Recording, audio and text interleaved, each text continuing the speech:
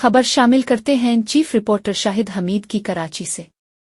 وزیر بلدیات سندھ و صدر پاکستان پیپلز پارٹی کراچی ڈویژن سعید غنی کی زیر صدارت پیپلز پارٹی کراچی ڈویژن کا اہم اجلاس منعقد ہوا۔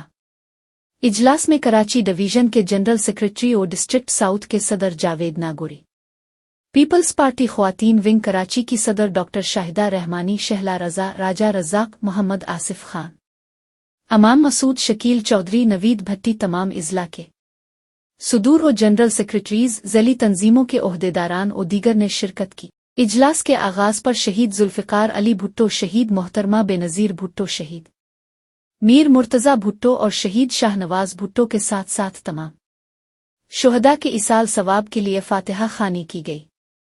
اجلاس میں شہید محترمہ بے نظیر بھٹو کی 17 برسی پر گڑی خدا بخش میں بی شہید کی برسی اور وہاں ہونے والے جلسے میں شرکت کے حوالے سے تفصیلی تبادلہ خیال کیا گیا۔